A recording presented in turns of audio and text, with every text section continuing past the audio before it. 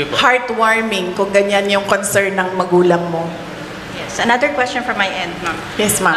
What's your reaction to the MNLF's offer to provide security for you if in case your current security will be pulled out? Yes, nagpapasalamat ako, ma'am, sa Moro National Liberation Front, MNLF, sa kanilang offer na tulungan ako sa security.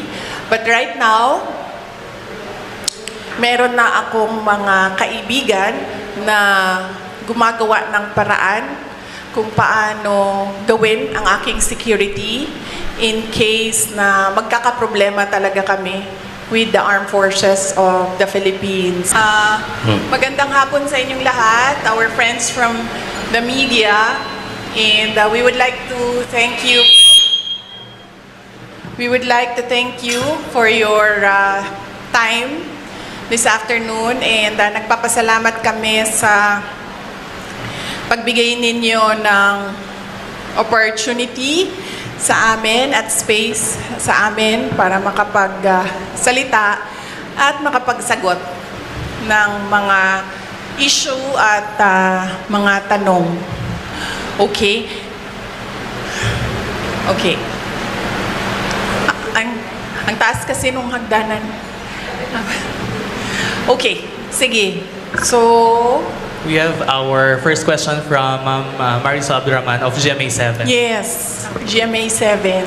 Magandang hapon kasi I only have one question and Opo. five follow-up. Di ba? Kasi tatlo lang daw pwede lang. Ma'am, have you received already the subpoena po served yesterday by the NBI? Yes, natanggap namin yung subpoena ng NBI and nilagay nila doon na they are investigating grave assault Yes. and Right. violations under Anti-terror. violations under the anti-terrorism law. So what's Yes. your...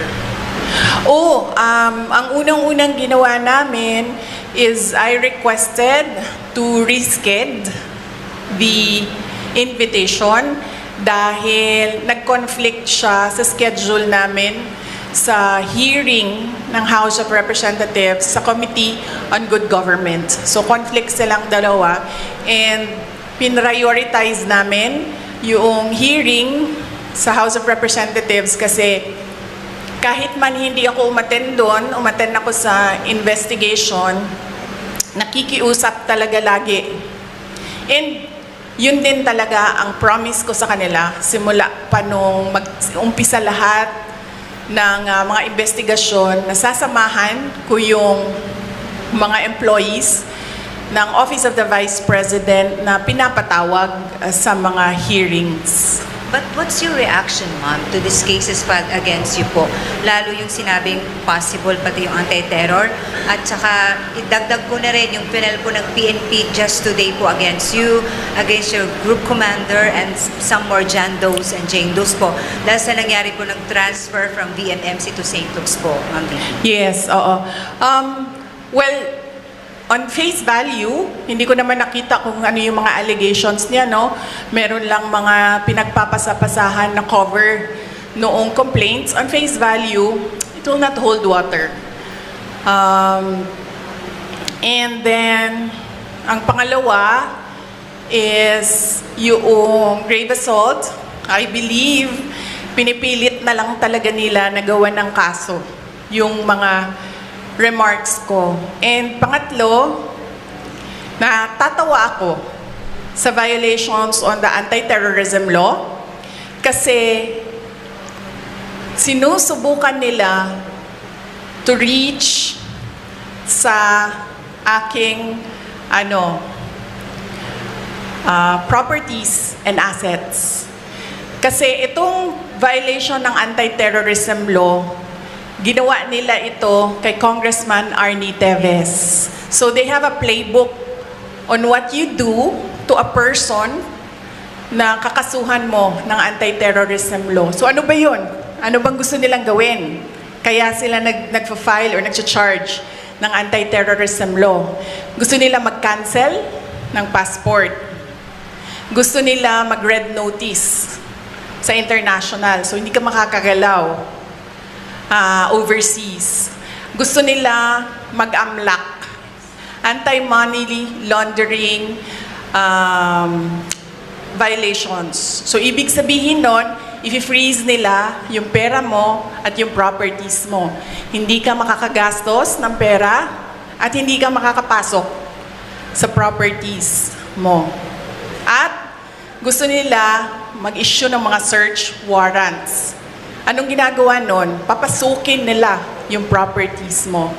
And nagtanong ako sa Negros kung anong nangyari doon. Kasi nga, tinitingnan ko yung ginagawa nila and they're doing the Arnie Teves playbook. Ang ginawa nila doon, pumasok sila sa mga bahay, mga properties. Nagsasabi sila, may clearing team kami. Para daw safe mag-search, mauuna yung clearing team, maglalagay ng kung ano-anong baril or kung ano-anong mga posibleng illegal na mga bagay, kasama na droga, ganon. Pagkatapos, papasok ang search team. Pagpasok sa search team, syempre, nandoon na yung mga hinahanap kuno nila. So yan ang sinusunod nila. It's not without precedent ang pag-file nila ng anti-terrorism law. Yung mga sinabi ko ngayon, yun yung gusto nilang gawin. Kaya pinipilit nila na merong violation sa batas. Mag-cancel ng passport, mag-red notice, mag-amlak, mag-issue ng kaliwat kanang search warrant. So, ibig sabihin, babalik pa rin tayo dun that this is clearly oppression and harassment for remarks that pinipilit nila to take it out of its logical context. Abogado ako. Alam ko kung anong illegal at illegal. Alam ko kung anong actionable at hindi actionable. Hindi actionable ang maghabilin ka. Hindi actionable yun.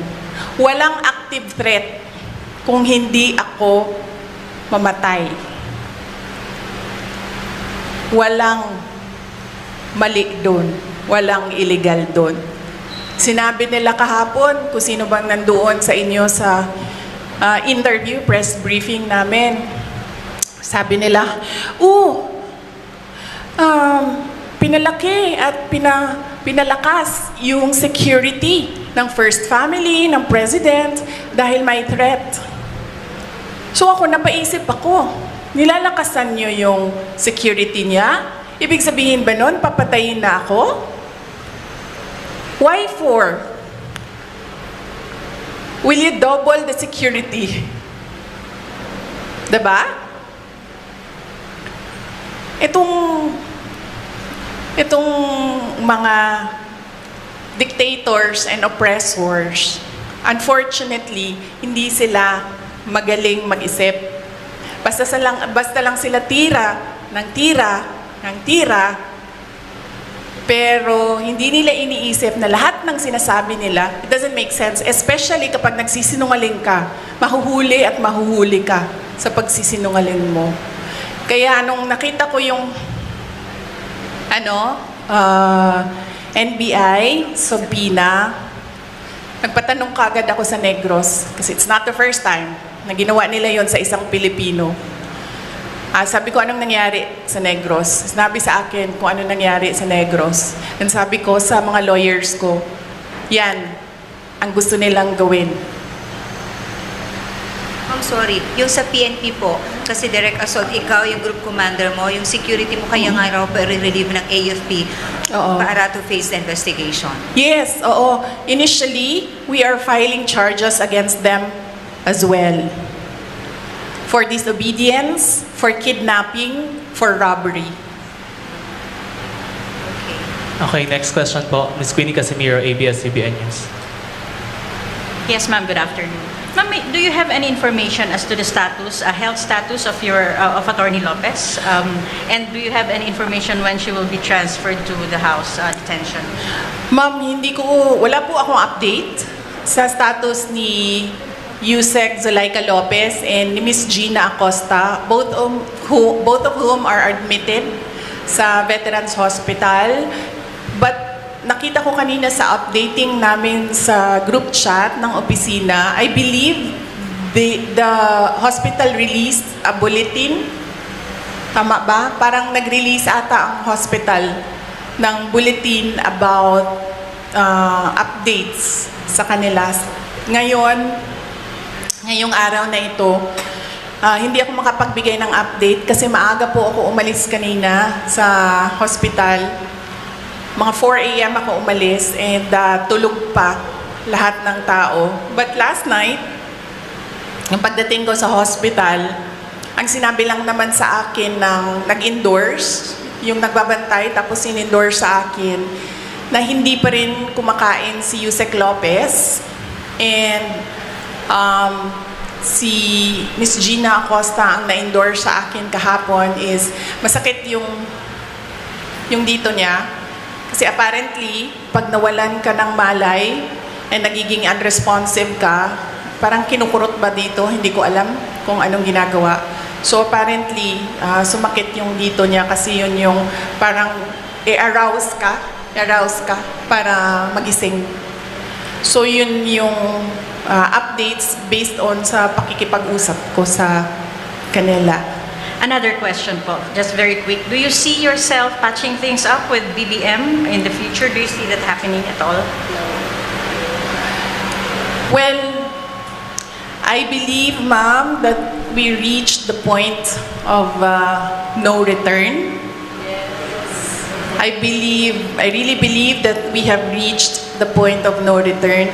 And it is clear, ma'am, na parang they are really going after me. At gusto talaga nila akong tanggalin sa posisyon. And totoo talaga yung mga sinasabi ko na threats sa akin. Bago pa man nangyari yung kaguluhan sa House of Representatives noong nakaraang Friday, documented lahat ng threats sa akin, sa Office of the Vice President personnel, and even sa aking family. So, gusto kasi mag-Vice President ni Martin Romualdez. At hindi niya alam, ayaw ng mga congressman at ng mga senador na mag-Vice President si Martin Romualdez. At hindi niya alam na ayaw ng taong bayan mag-President si Martin Romualdez. Unfortunately, hindi maintindihan yon ni Martin Romualdez. Yun yung problema. Okay, next from Mirasol Montes sa RMN News Manila. Good afternoon, ma'am. Any reaction lang po, ma'am, sana sa mga pambabatikos or mga pahayag ni House Majority Leader at Zamboanga City District 2 Representative Manix Dalibe po ang laban sa inyo tungkol nga dito sa mga nangyayari ngayon? Well, hindi ko siya kilala, ma'am. So, huwag na tayong mag-comment sa sino ba yung, anong pangalan nun, ma'am? Manix Dalibe po, Congressman Manix Dalibe po. I don't know him. I'm sorry. It's difficult for me to give a comment about something na hindi ko alam kung ano sinabi niya, sir, at hindi ko po siya kilala. Next, Sir Marco Polo of Brigada News Zamboanga. Good afternoon, Ma'am Sara. Maliban po doon sa lumalabas na plano ng higher house or House of Representatives para ma-impeach ka, ma'am, ano po masasabi niyo doon? Well, they can always try na mag-impeachment. They can always, gumastos at magwaldas ng pera ng gobyerno para i-impeach ang Vice President. Kung yan ba naman ang gusto nila, magwaldas na naman ng waldas ng pera at pagtakpan ang kakulangan at pagsisinungaling ng administrasyon para lang hindi mapansin ng mga tao na maraming mga pangako ang napako ay babanatan at babanatan nila ako. And then they can try. And then let's see. Diba? If I get impeached, then that is my end. Tapos. Okay, thank you for that answer, ma'am. And for my last part, sa local front ng Zamboanga City and Zamboanga Peninsula, maliban po sa mga tulong na binigay niyo po tulad ng ayuda sa medical and other, ano po yung mga future na nakalaan po para sa Zamboanga Peninsula, lalo na po dito sa Zamboanga City? Apo, yes sir, thank you for the question. Nag-aantay kami ng final budget ng Office of the Vice President sa ilalim ng General Appropriations Act. Pero we are really not hopeful anymore kasi nakikita nyo naman kung gaano ka-intense yung gusto nilang pilayan ang Office of the Vice President. So, we're not hopeful. Kung meron mang budget and then yung, kung ano man yung maibigay na budget, pagkasya namin yung mga projects namin doon. Ang mangyayari nito, kunwari man, as an example, noon meron kaming 40,000 beneficiaries a year. Siguro we'll reduce it to 10,000 beneficiaries a year. Ganun yung mangyayari. Ida-downsize yung mga projects. That is if kung merong pera para sa projects. Kung wala naman pong pera para sa mga projects, ang maiwan lang ay pambayad ng sweldo ng mga tao, ng mga employees ng Office of the Representatives, then dapat kayo magreklamo, taong bayan. Kasi nagsusweldo kayo ng mga tao tulad ko. May I just remind you, I have the second highest salary in the government, and yet wala akong gagawin kasi wala kaming projects. Magreklamo kayo. Bakit namin siya babayaran ng sweldo? Wala naman siyang project. Walang gagawin niyang babaeng yan. Hindi magtatrabaho yan kasi walang project. Diba? So yes, dapat kayong magreklamo niyan. Magbabayad kayo sa amin. Pero hindi kami magkakapagtrabaho dahil walang proyekto, walang budget. Last two questions. One from Mr. Theodore Arquiza. Yes, good afternoon mo. Good afternoon po, Vice President. I am Theodore Arquiza from IFM News Zamboanga. Amidst all this, sa lahat ng mga nangyayari, yung sinasabi yung harassment, yung ino-oppress kayo, and yet, nandito ka sa Zamboanga City, binisita mo yung Basilan. Oo. Saan po kayo humuhugot ng lakas as of the moment, Vice? Bakit patuloy po kayong lumalaban? Yes. Before ako pumunta dito, as you know, your former mayor in Zamboanga City, Ma'am Beng Climaco, is my friend, no? Exactly the same question ang tinanong niya sa akin kanina. Ako naman kasi, politiko ako. Yun din sinabi ko kay Ma'am Beng. Sabi ko, ikaw politiko ka rin eh. Ang dami mo ding pinagdaanan. Ibig sabihin, sanay kami sa ganyan, ang mga politiko. So, ibig sabihin, hindi ka na nasa stress sa ganyan. Ang problema sa akin is kapag nagkulang ang tulog at gutom, yun lang talaga yung nakaka-apekto sa akin. Kaya kailangan sa akin, kapag 3 araw na yung sunod-sunod na walang tulog, bigyan mo talaga ako ng 1 araw na mabawi ko yung 3 araw na tulog para nare-refresh yung pag-iisip. So, kung hindi mo ako pakainin say for 12 hours, dapat mo akong pakainin on the 13th hour.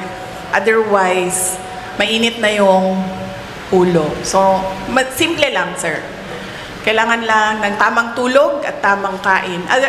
All the rest, wala na yan. Sa kapartihan ng buhay ng isang politiko. Last one, ma'am. Reaction on the disbarment case na Opo. final against you? Yes, meron akong 3 disbarment cases. If you can remember, 2011, sa sheriff, hindi pa tapos yun hanggang ngayon. May disbarment case ako doon.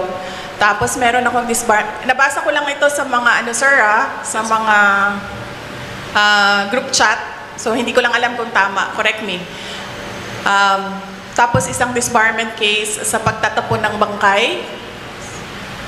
Tapos isang disbarment case sa revenge from the grave. No? So yun. Tatlo yung And by recent ata, ma'am. but let me clarify kasi yung dalawa, I've not read or I've not received the complaint. So, hindi ko masabi kung ano talagang nakalagay doon. Binabase ko lang siya sa news reports na lumalabas. Yung isa, binase ko sa announcement ng Supreme Court. And then yung isa, binase ko sa announcement ni Larry Gadon. Salamat. Thank you. Thank you, sir. One last follow-up from GMA7. Sorry. Grabe naman to si Mike. Minsan lang ako dito sa Zamboanga City. Time out daw. Time out. Yes, ma'am. Ma'am, follow up sa question on disbarment. So what's your take on that, ma'am, na halos pinagsabay-sabay itong tatlo, tas meron parang pending na magpa-file pa po ng disbarment case against you pa rin po, VP? Oo. Well, kasama din yun, ma'am. Kasama din yung lahat na. Sa Bisaya pa, tira bahala. Tira bahala.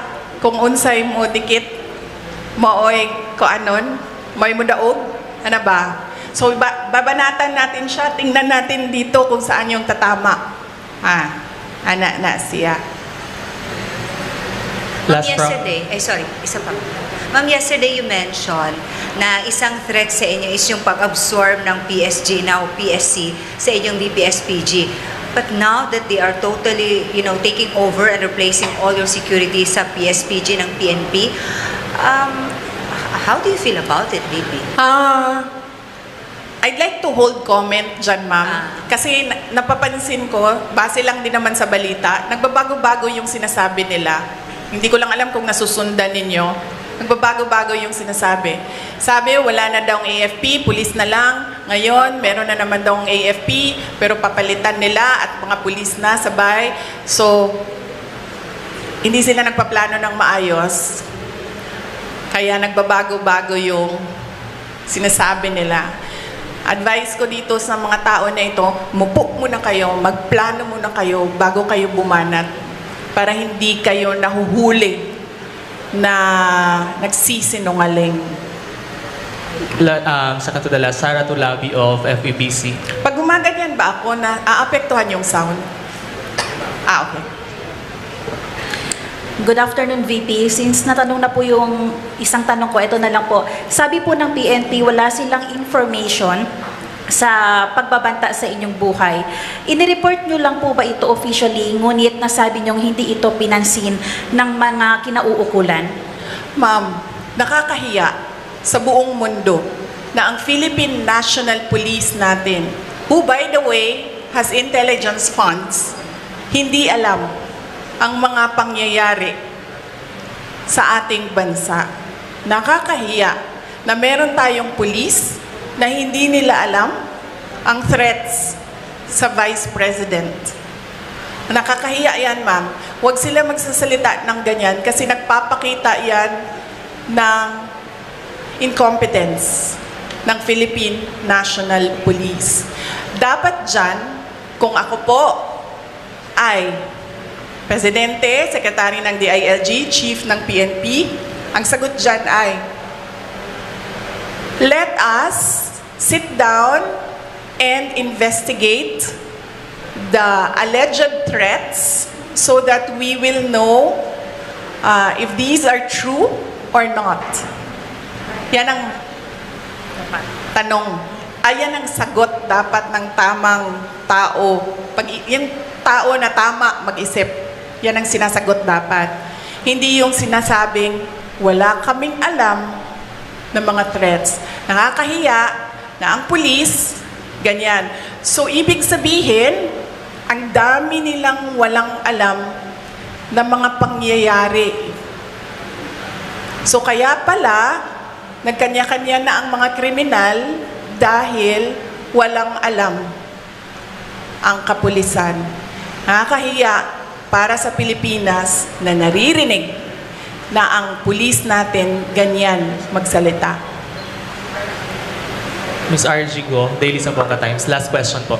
Yes, BP, magandang hapon po. RG from Daily Zamboanga Times. I would just want to ask po, with what is happening, may satellite office po kayo na mga nagsera din po, no? So dito, ang satellite office nyo hindi nagsiservisyo sa Zamboanga lang, pati sa Basilan, Sulu, and Tawi-Tawi.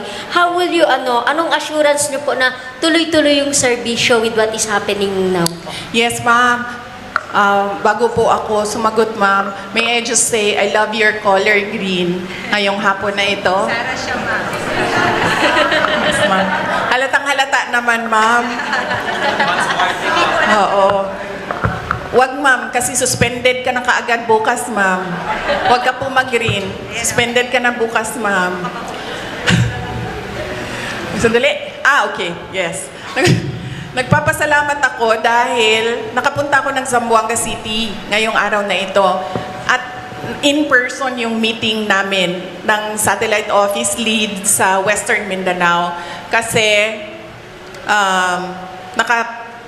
papunta kaming there's about 40 minutes papunta doon sa Isabela City. So, 40 minutes papunta, nag-meeting kami. 40 minutes pabalik, nag-meeting kami.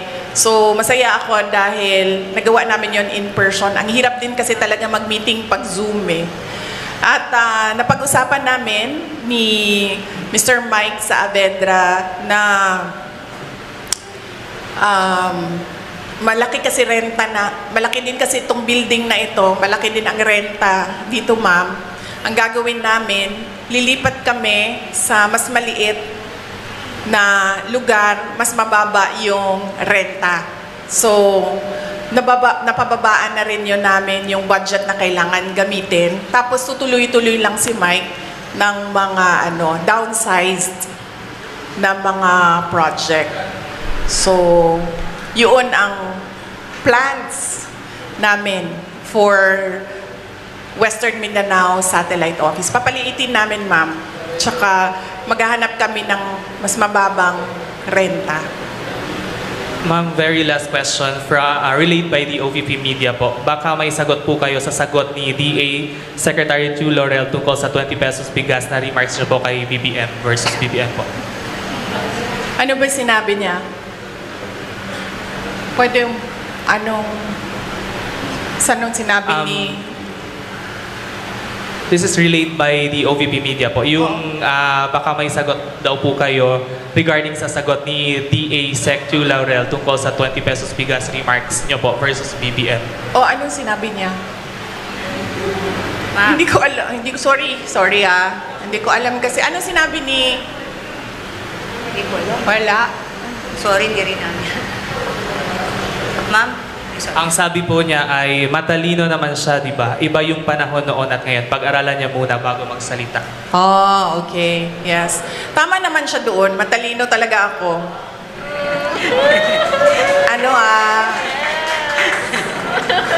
Nahiya naman ako. Hindi naman ako nagyayabang, di ba? Kasi siya naman yung nagsabi na matalino ako. So, thank you, Secretary Laurel, for saying na matalino ako. Finally, meron sa administration na nag-recognize kung gaano katalino si Inday Sara Duterte. But, ang sagot ko doon ay, huwag siya yung sumagot. Hindi naman siya si President Marcos. Diba?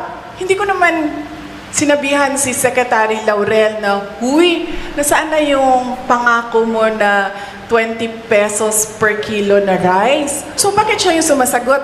Ang pangalan niya ba ngayon ay Bongbong Marcos? Diba? At saka bakit nagtatago yung presidente sa likod ni Secretary Laurel? Secretary Laurel ba yung nagsabi nun? Hindi naman di ba? Diba? Naalala niyo ba yon? Nakita niyo ba yung video na yon? Nangangampanya pa, diba? Di ba siya yung nagsabi? May evidence ba tayo na si Bongbong Marcos nagsabi nun?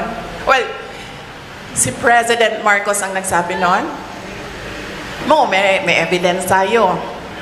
So, hindi dapat si Secretary Laurel ang sumasagot. Hindi. And thank you for recognizing my intelligence. Alright. Ma'am, pwede totoong last na. Yes. Uy, hindi okay lang kasi minsan lang naman kami magsama. I mean, Mike, parang ngayon lang tayo nagsama, 'di ba? Ngayong taon na ito, ngayon lang.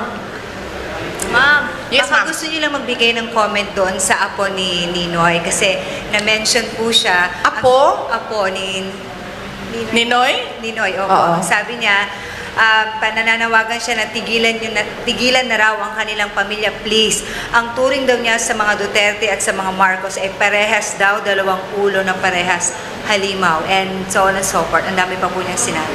Yes, wag na tayong mag-comment sa mga apo. Oo. Kasi natural sa mga anak at apo ang affinity sa mga magulang at sa grandparents. So, wag na natin sagutin yan. Question, Joseph Sosobrado po. Sana si Sir.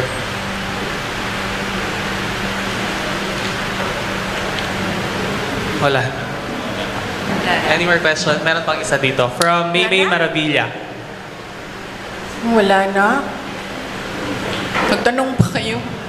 Kasi nakakapagod yung biyahe. Tapos, walang tanong. Yes, ma'am.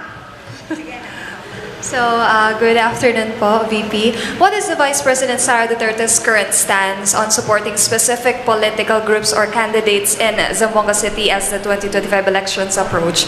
Considering Congressman Manix Talipe, the majority floor leader is Sino backed yun? by the administration po. Okay. So, at the moment, no, there was an initial meeting with senator candidates of the PDP party. And I am not a member of PDP. They've been trying to recruit me, and I've been telling them that I have to think about joining a party because right now I am enjoying that I am free and I don't have to answer to a political party. And I don't have to toe the line of a political party.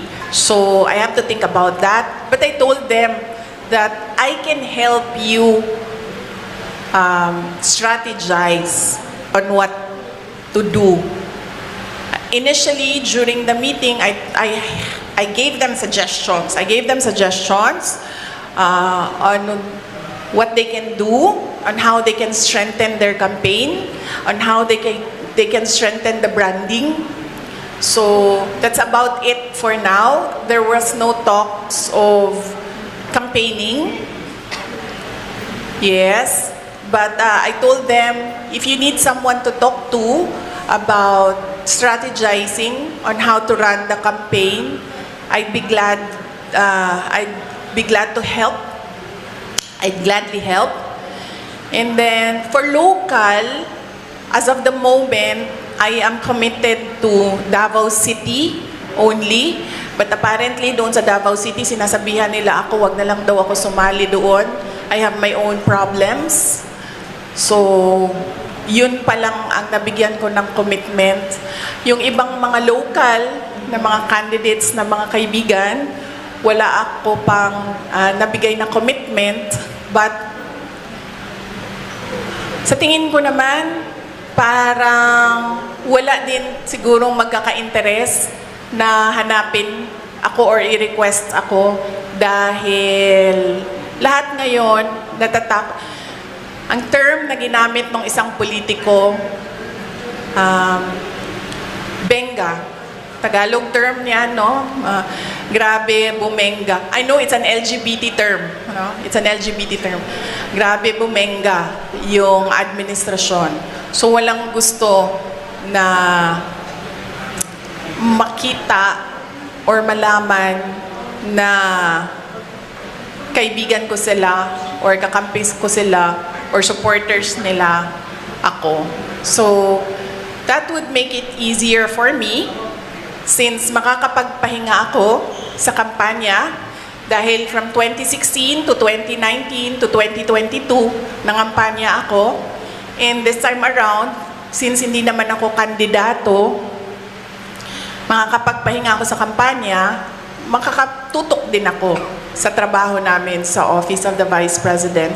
And then of course, makakatutok ako sa committee hearings, kung meron pang committee hearings na darating sa susunod na taon sa campaign period.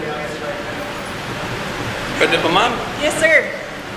Pwede pa, sir? Saan yung mga kasama ko? Pwede pa? Okay, Pwede pa daw, pwede. I'm Abs Daman, no? Erickson TV News Online.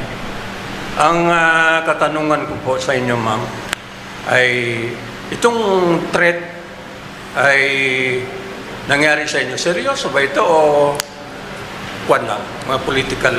Serious ito, sir. Nakita mo si Marcos Sr.? Nakita mo kung paano nila, anong ginawa? I'm sure nakita mo yun, sir. Kasi kaming edad namin, di namin nakita. Nakita mo, sir? Naabutan mo? Yes, sir. Oo. So, very serious ito. This is not a, parang laro-laro lang para sa kanila. Seryoso sila sa gusto nilang gawin. At alam natin ang capacity ng isang Marcos.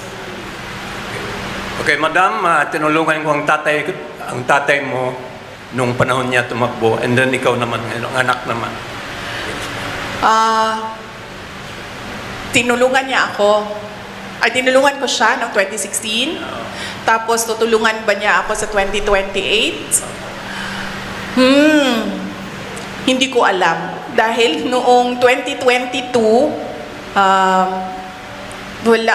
noong 2022, wala siyang active help na ginawa. Sinabi lang niya na kaya niya yan. Na yun din ang sinasabi niya hanggang ngayon, kaya niya yan. So heartwarming, no? Pag ang magulang mo, ganyan lang yung sinasabi, kaya mo yan. Wala man lang parang, uy, kawawa ka naman. Uy, parang anong matutulong ko? Uy, kailangan mo ba ng doktor, abogado?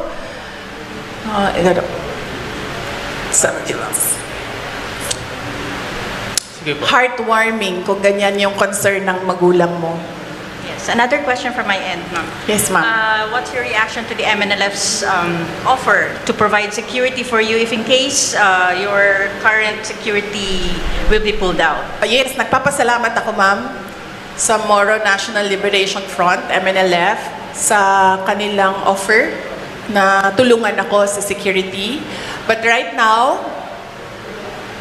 meron na akong mga kaibigan na gumagawa ng paraan kung paano gawin ang aking security in case na magkakaproblema talaga kami with the Armed Forces of the Philippines, particularly the unit ng Presidential Security Command. So are you saying, VP, na no matter what, hindi niyo tatanggapin ang PSPG ng PNP that will take over for VP-SPG po? Yes, ma'am. Ang Presidential Security Group o PSG na ngayon ay pangalan niya PSC, Presidential Security Command. Ang batas na gumawa nun, may mandato siya. Ang mandate niya is the protection of the President and his family, protection of the Vice President and his family. At meron pang iba. So, ang PSC kasi is a command under the Armed Forces of the Philippines. Walang mga pulis doon. AFP yan sa lahat. Ang mandate ng PSC, President and Vice President. Bakit? Bakit yan ang mandate nila? Kasi our Constitution provides for the line of succession. The Vice President is the first in line. So, ibig sabihin, the state is required, is mandated by the Constitution and by laws to protect the Vice President. Kasi pag nawala ang presidente, siya yung susunod. Kaya pinoprotektahan din siya. Kasi siya yung reserve. Kasi pag hindi mo pinoprotektahan ng reserve mo, wala ka ng reserve. Ang gagawin yan, pipili sila doon sa mga members ng Congress. O, babalik na naman tayo kay Martin doon. So, baka nga ganun yung gusto nilang gawin, no? Hindi na sila masusunod sa Constitution para na that is something I have to think about again as well. So, yun. The PSG, now PSC, is a unit of the Armed Forces of the Philippines. Its mandate, President and family, Vice President and family. Why? Because there is a line of succession. You need to protect your reserve. Wala doon sa usapan ang Philippine National Police. Ma'am, super last po from OVP Media. Based on the DBM-COA joint circular, OVP and DepEd violated a rule on confidential funds when you allowed security officers to handle them instead of special dispersing officers. What's your reaction? Sorry ulitin mo yung tanong. Based on DBM-COA joint circular, OVP and DepEd violated a rule on confidential funds when you allowed security officers to handle them instead of special dispersing officers. What's your reaction po? Sino nagsabi? Based ma'am sa DBM-COA joint circular. Kaya nga, sino nagsabi nung nabase doon ay may violation? This is question from Sir JC from OVP Media po. I'll ask po. Oo, but someone has to have said kung balikan nyo na Sige, lang. balikan yung natin. tanong. Last one from Mr. Choliver Arquiza. Good afternoon again, ma'am. Balikan ko lang yung local, no? On a local front. I can see former Vice Mayor, former Mayor Beng Climaco nandito Oo. ngayon. And it is a public knowledge na nung last election, isa siya or kundi siya lang yung bukod tangi talaga na pinakita yung suporta sa'yo bilang sa pagtakbo ng Vice President. And now she is running under a group na kumbaga ikalaban ng sinasabi niyong hindi niyo kilala na kongresista. Kilala ko si Kimmer.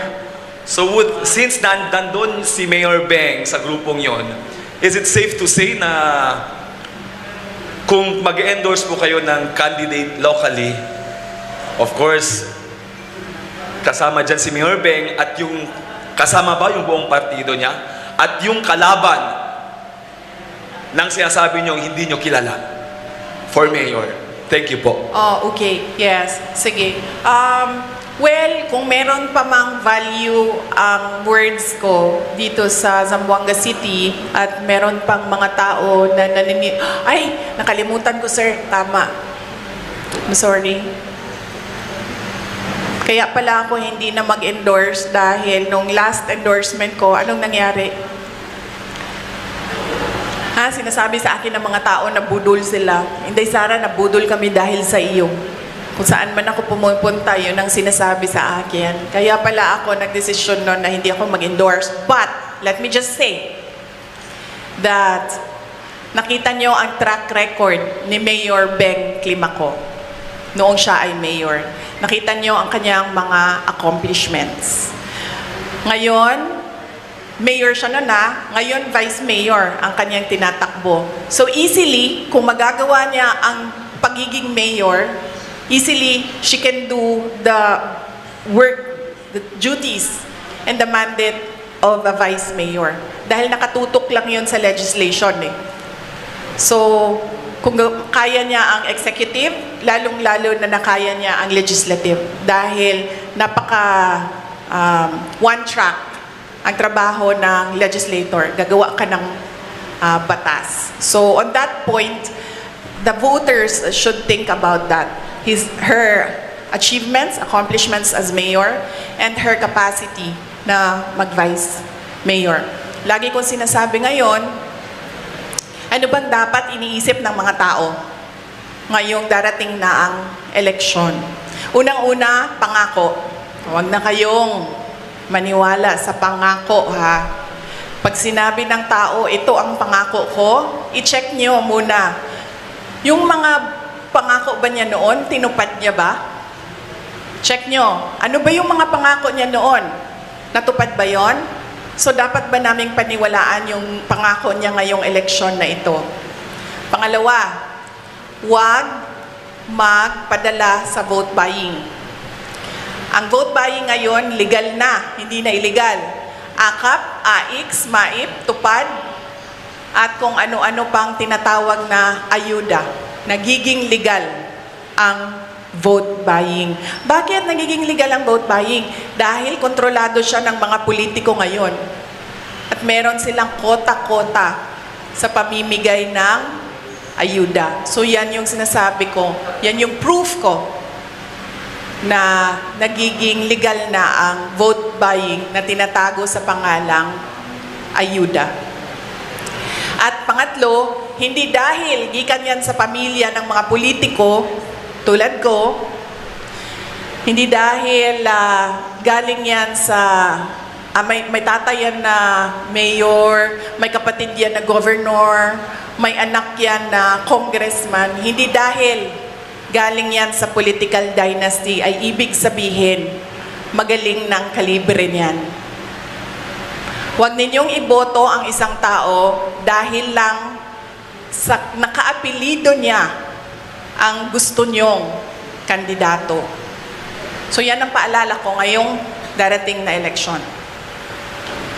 Check promises.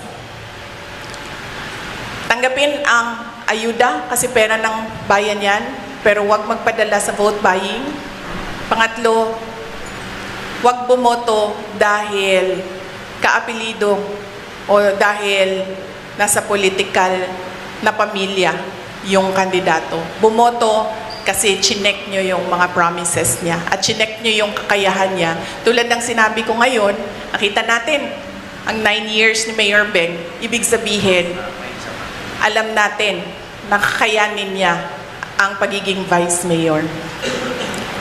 Ma'am, going back po, from Sir Bons Magsumbol of Rappler pala po, he's asking for your reaction based on a DBM COA joint circular. OVP and DepEd daw po violated a rule on confidential funds when you allowed security officers to handle them instead of special dispersing officers. Reaction Yes. po.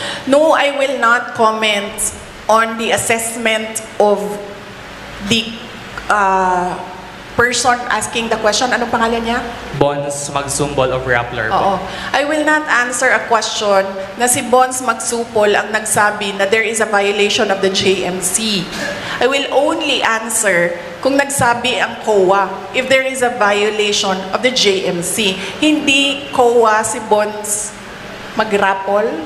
Hindi siya Magsumbol. COA. So hindi siya dapat ang nagsasabi na merong violation ng JMC. Na sinasabi ko din, hindi ang congressman ang nagsasabi na merong violation ang Office of the Vice President sa confidential funds. COA lang na trabaho yan. Alright, thank you so much everyone. Here ends our press briefing. Maraming salamat. Magandang hapon.